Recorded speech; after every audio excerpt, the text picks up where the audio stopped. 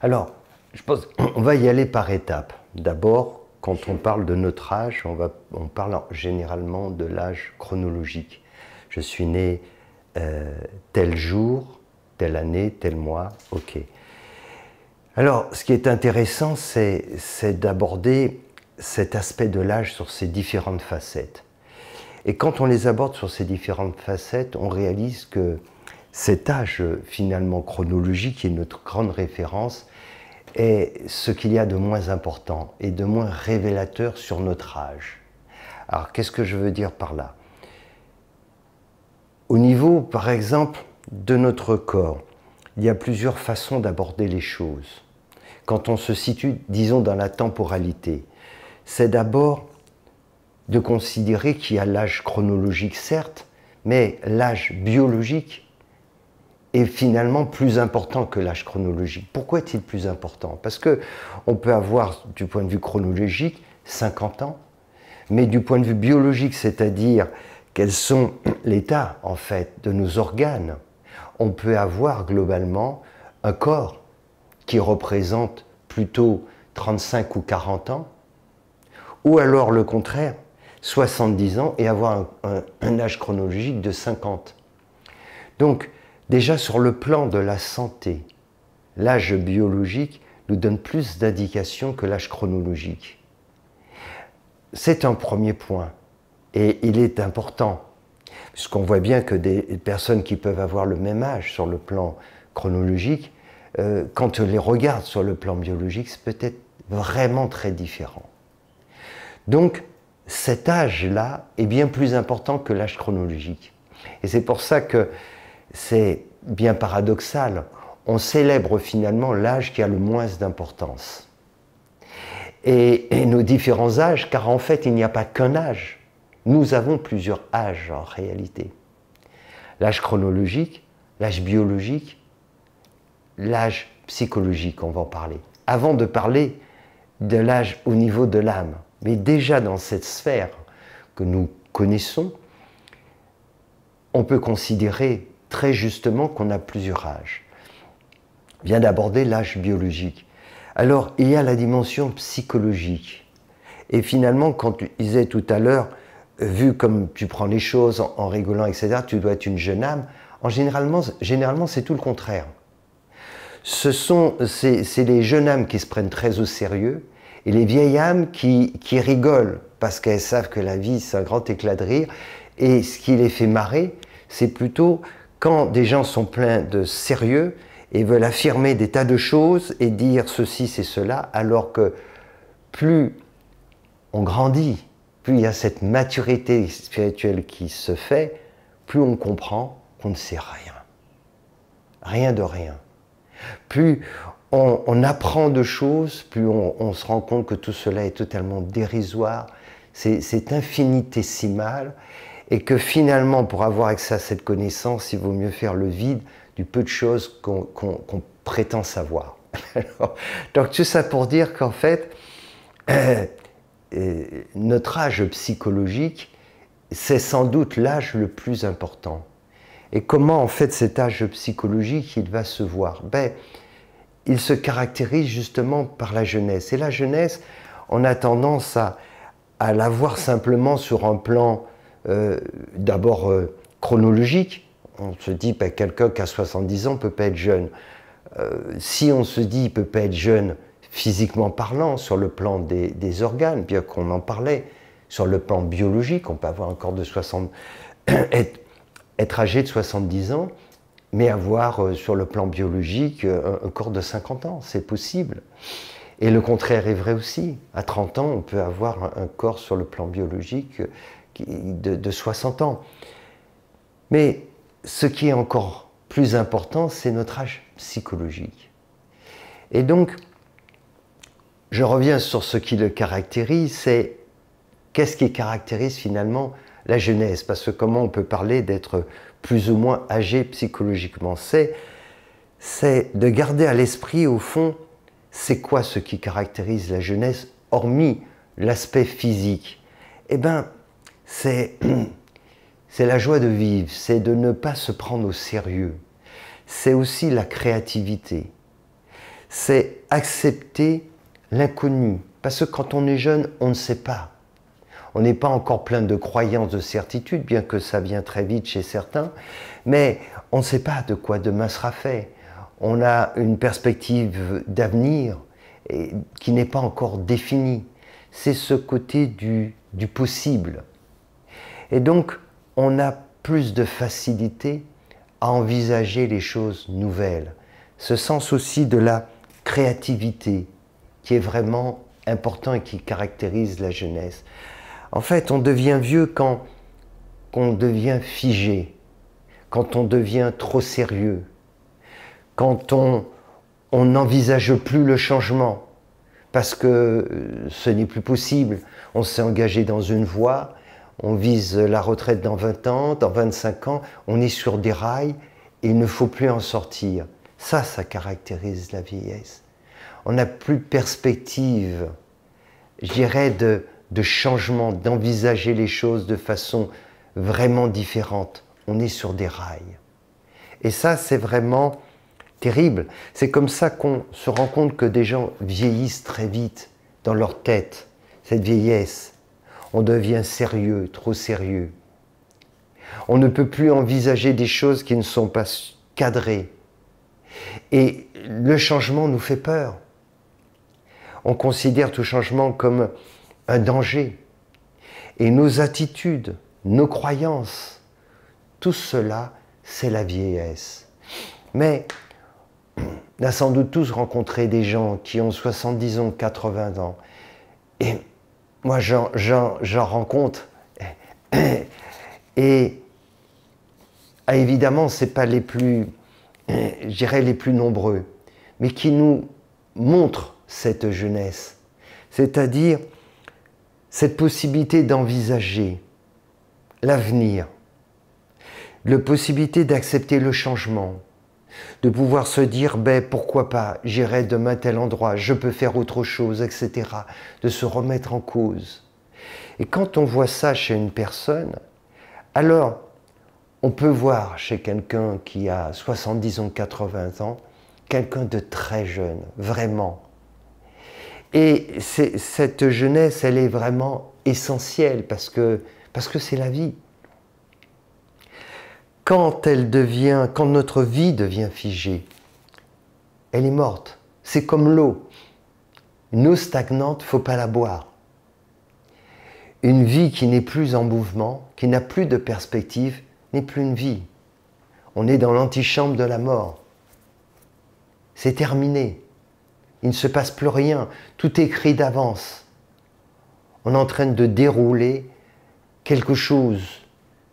On est en train de réciter une leçon. On est en train de jouer un rôle. Mais on ne vit plus en réalité. On est programmé. Et on est en train de faire quelque chose qui n'a plus rien à voir finalement avec notre vie. Et ça, évidemment, c'est sans doute la chose la plus terrible. Et cette jeunesse dont je parle, cette jeunesse psychologique, on peut la perdre très tôt. À l'âge de 25 ans, 30 ans. Parce qu'on suit l'exemple des adultes. On nous dit maintenant c'est fini. Voilà, il faut en tirer sa vie de garçon, de jeune fille. Voilà, maintenant on devient sérieux, on fait ceci. Maintenant tu as ce travail.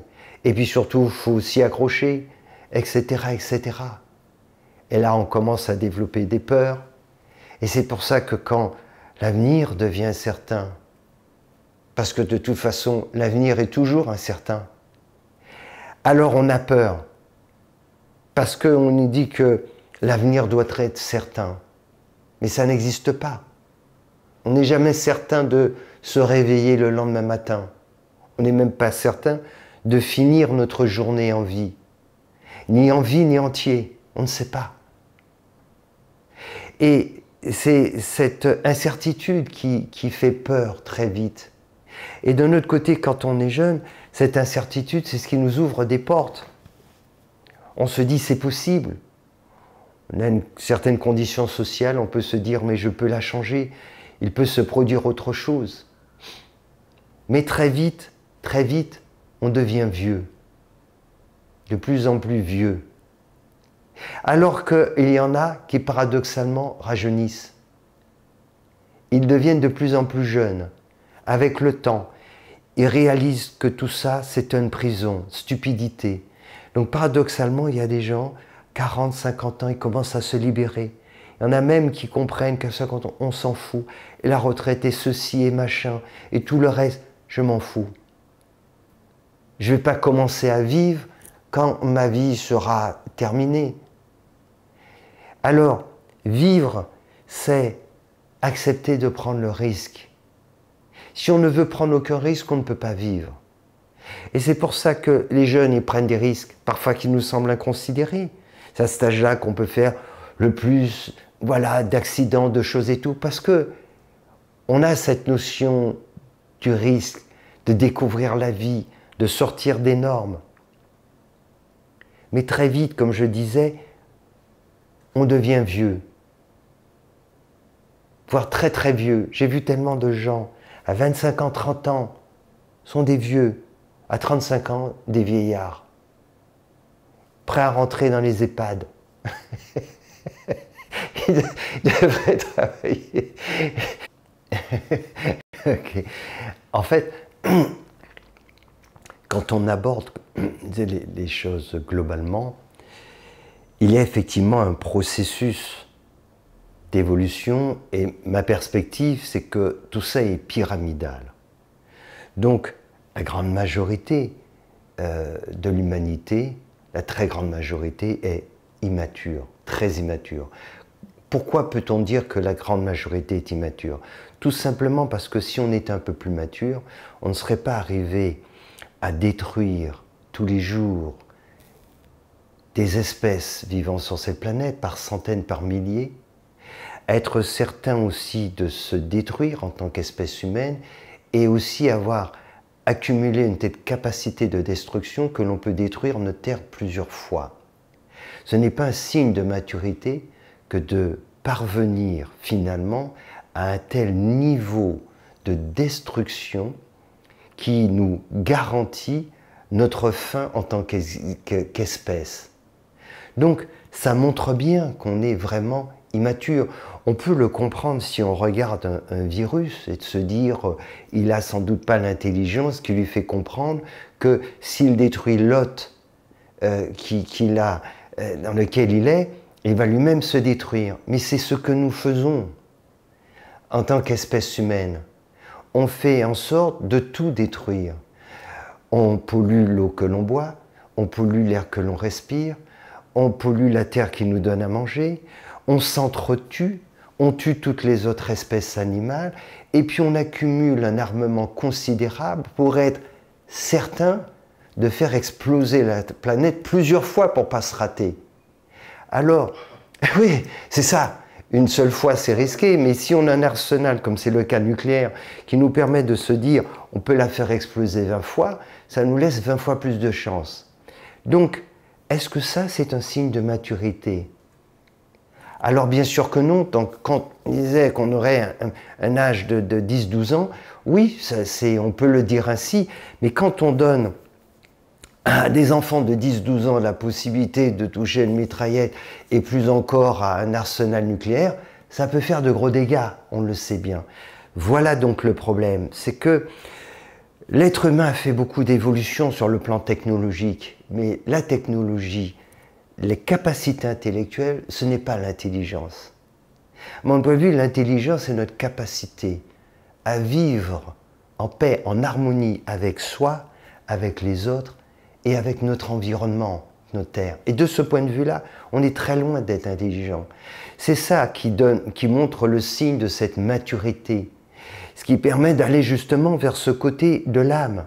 Cette maturité de l'âme nous amène justement à cela, à rechercher l'harmonie, à ne pas vivre en tant que prédateur, à ne pas chercher toujours à dominer l'autre. C'est cela. Et de ce point de vue-là, eh ben, effectivement, la grande majorité n'a pas atteint cela, cette maturité. Alors, il faut que ceux qui s'élèvent plus en conscience, pas ceux qui se disent « je suis au-dessus des autres parce que j'ai compris telle histoire ». Non, je répète vraiment, pour moi, ce qui caractérise l'intelligence et donc la maturité, c'est cette capacité à vivre en paix avec soi-même. On doit se poser cette question, en paix avec notre entourage, car si on n'est pas en paix avec soi-même, on ne sera pas en paix avec les autres. Et finalement, en paix avec le monde, c'est ce qui va aussi faire qu'on va respecter, se respecter soi, respecter les autres et respecter notre planète. Et si on fait ça, alors on ne peut pas être en guerre avec les autres. On ne peut pas chercher à les dominer, à les exploiter. Ça n'a juste aucun sens. Mais il faut atteindre un certain niveau de maturité pour le réaliser. Avant, on ne voit que ça, quitte à s'auto-détruire. C'est comme un virus. On prolifère, et puis on finit par tuer l'autre qui nous abrite, et puis après on va mourir nous-mêmes. Mais c'est pas grave. C'est ça en fait. Comme aujourd'hui, il y a des gens dans le fondamentalisme, eh ben, ils sont prêts à mourir s'ils peuvent tuer d'autres qui ne pensent pas comme eux. Ça, c'est quand même pas un signe d'intelligence, ou alors on ne parle pas de la même chose. Et il n'y a pas que ces fondamentalistes, c'est notre mode de vie qui fait qu'on est dans une incohérence totale. Et donc, de ce point de vue-là, eh ben, on a un gros travail à faire.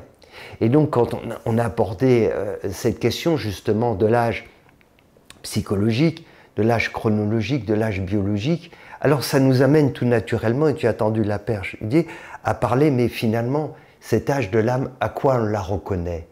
On la reconnaît à ça. Un être qui a acquis cette sagesse, c'est-à-dire cette maturité spirituelle, ne cherche pas à prouver aux uns aux autres. Il recherche l'harmonie, il recherche la paix. Et il ne cherche pas à s'accaparer. Il ne va pas chercher à dominer les autres. On n'est pas plus intelligent parce qu'on prétend que les autres sont cons ou sont stupides. On n'est pas dans la vérité parce qu'on dit que les autres sont dans l'erreur. Et plus on apprend de choses, plus on acquiert avec le temps, pas seulement dans cette vie, mais avec les vies et les vies, plus on comprend qu'on ne sait rien. 3 fois rien. Et c'est ça qui caractérise cette maturité. On réalise qu'en fait, cette intelligence, celui ou celle qui sait en nous, c'est notre conscience, c'est notre dimension de notre être. Et que pour que celle-ci se manifeste, il faut que nous, on s'efface. C'est aussi simple que cela. C'est cela que les sages découvrent. Ils ont compris que le chaos de ce monde vient de notre ego. Il faut donc qu'il s'efface pour laisser cette dimension spirituelle de notre être qui exprime cette sagesse, pour que cette dimension puisse vraiment se révéler. Et c'est à cela que l'on reconnaît la maturité. Alors, cela va par étapes. Des gens qui comprennent qu'il ne faut pas ces relations basées sur la cupidité, sur la prédation, qu'il faut plus de partage, qu'il faut plus de tolérance, que la diversité est une richesse, et pas le contraire, alors que pour beaucoup elle est une source de division, de guerre, d'affrontement. Ceux qui vont voir dans la diversité religieuse, ethnique, philosophique une richesse, vont s'enrichir. Les autres s'appauvrissent. C'est à cela qu'on reconnaît les gens qui ont une maturité, ceux qui ont compris que cette vraie sagesse, elle ne peut pas venir de notre ego, et que notre comportement est complètement débile, que ce n'est pas simplement un certain nombre qui seraient dans l'erreur et les autres sont dans le vrai, qu'il y a des gens qui dénoncent parce qu'ils disent ceux-là font des choses qui ne sont pas bien, nous on est des gens qui font bien, mais l'ego ne peut pas faire des choses qui sont bien. C'est pour cela qu'on se bat les uns les autres. C'est pour cela, parce que c'est le propre même de l'ego, le je, j'ai raison, tu as tort. J'ai raison, tu as tort. C'est ça en fait. Sauf qu'on a tort tous les deux. Ah pardon, tu me disais, alors c'était pour rebondir sur ce que tu disais, parce que en fait c'est à partir du moment où on dit « je ne sais pas », c'est à partir de ce moment qu'on peut être enseigné. Et c'est ça qui est très intéressant, parce que ce qu'il a montré, tu citais un très bon exemple de Jean Gabin, on peut le voir à l'échelle du temps. au fil de nos incarnations, etc. Et à un moment donné, en accumulant tout ce savoir, ce soi-disant savoir, on finit par découvrir une chose extraordinaire. C'est qu'on est une patate. C'est qu'on ne sait rien. C'est ça en fait. Et c'est ça qui est extraordinaire, parce que venant de quelqu'un comme Jean Gabin, on comprend qu'il a tellement cheminé, qu'il a des choses. On se dit, il va nous délivrer un message. Il va nous dire la quintessence. On est d'accord, Didier, la quintessence. Et cette quintessence, c'est quoi? Je sais rien. Et à partir de ces moments-là, tu t'effaces. Et ce n'est que si tu t'effaces que ta conscience peut se manifester, que celui ou celle qui sait va parler. Avant, c'est celui qui ne sait pas qui parle. Il dit tatati tatata, et tous ces gens qui ne savent pas parlent, se bataillent, etc. Il faut juste apprendre à se taire. Pas simplement à faire le silence, c'est finir un jour par comprendre que nous ne savons rien. Mais des gens comme Jean Gabin, mais d'autres, d'éminents scientifiques comme Einstein, ont compris à un moment donné cela, que celui qui sait, ou celle, c'est-à-dire cette conscience universelle, c'est pas ce petit personnage. Si on savait les choses les plus simples, comment serions-nous arrivés à créer un monde qui devient de plus en plus invivable? Que savons-nous d'important pour en être arrivés à ce résultat pitoyable? Nous, on ne sait pas se sortir. C'est bien parce qu'on ne sait rien. Mais si on l'admet vraiment, alors ça change tout. À ce moment-là, on peut être enseigné. C'est comme celui, tu sais, qui cherche la réponse partout dans le monde. Il va faire le tour du monde 1 fois, 2 fois, 3 fois pour comprendre en fait que ce qu'il cherche, il n'a pas besoin de voyager. C'est là où il est qu'il va le trouver, parce que c'est un voyage intérieur. Et là, ça change tout. Merci Abété, merci pour cette conférence. On se retrouve pour d'autres conférences. Suivez-nous, abonnez-vous. Et surtout dans la description, n'hésitez pas à aller voir le site d'Amédée, de Claire en Conscience. Tous les liens sont dans la description. Merci, au revoir. Avec plaisir.